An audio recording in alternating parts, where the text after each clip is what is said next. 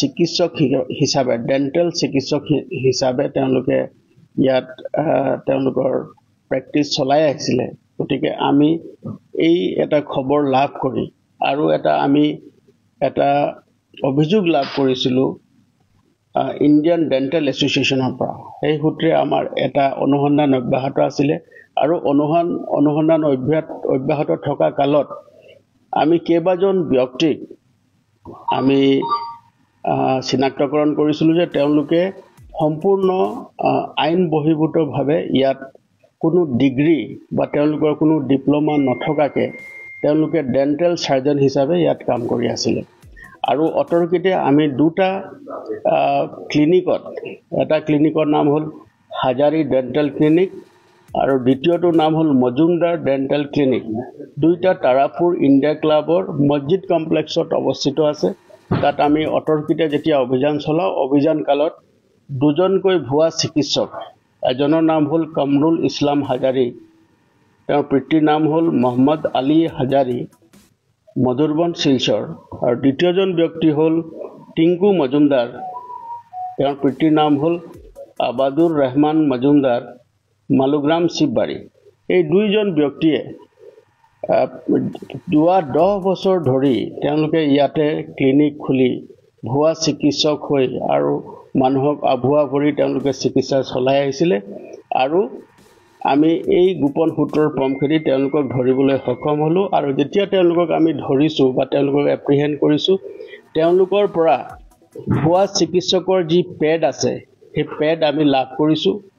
আৰু তেওঁলোকে চিকিৎসা চলাই থকা অৱস্থাত আমি যিসকল পেচেণ্ট বা ৰোগী আছিলে সেই ৰোগীৰো আমি ষ্টেটমেণ্ট লৈছোঁ। আৰু ৰোগীসকলেও আমাক জনাইছে যে তেওঁলোকে ডেণ্টেল চিকিৎসক হিচাপে জানে আৰু তেওঁলোকে তাত চিকিৎসা গ্ৰহণ কৰি আহিছে। গতিকে এই ভুৱা চিকিৎসক কেইজনৰ কাৰণে বহুতো লোক মানুহৰ জীৱনৰ বিপন্নাপন্ন হ'ব লগা হৈছে। গতিকে তেওঁলোকক আমি এপ্ৰিহেণ্ড কৰিছোঁ আৰু তেওঁলোকৰ বিৰুদ্ধে আমি জোৰ তদন্ত চলাই আছোঁ। আৰু এই যিটো এটা চক্ৰ বহুদিনীয়া তেওঁলোকে ভুৱা চিকিৎসাৰ নামত অৰ্থ সংগ্ৰহ কৰাৰ যি তেওঁলোকৰ প্ৰৱণতা, তাক আমি আৰু অধিক অনুসন্ধান চলাই আছোঁ। আৰু ইয়াৰ লগত সম্পৰ্কিত থকা যিসকল ব্যক্তি আছে তেওঁলোকো যাতে আমি সোনকালে অনুসন্ধানৰ জৰিয়তে চিনাক্তকৰণ কৰি তেওঁলোকৰ বিৰুদ্ধে কঠোৰতম আইনগত ব্যৱস্থা ল'ব পাৰোঁ, তাৰ কাৰণে আমি তৎপৰ হৈ আছোঁ।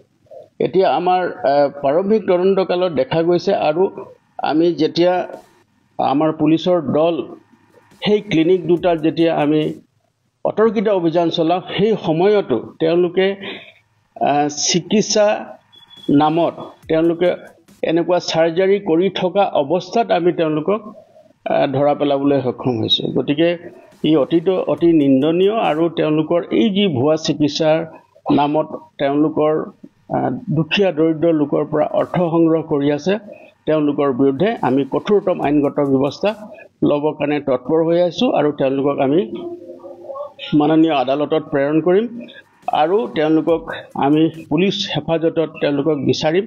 আৰু তেওঁলোকৰ বিৰুদ্ধে যাতে আমি অধিক তথ্য লাভ কৰি তেওঁলোকৰ যাতে সোনকালে আমি তেওঁলোকৰ আইনৰ আওতাত যাতে কঠোৰভাৱে তেওঁলোকৰ বিৰুদ্ধে শাস্তিমূলক ব্যৱস্থা হয়, তাৰ কাৰণে আমি ব্যৱস্থা গ্ৰহণ কৰিছোঁ।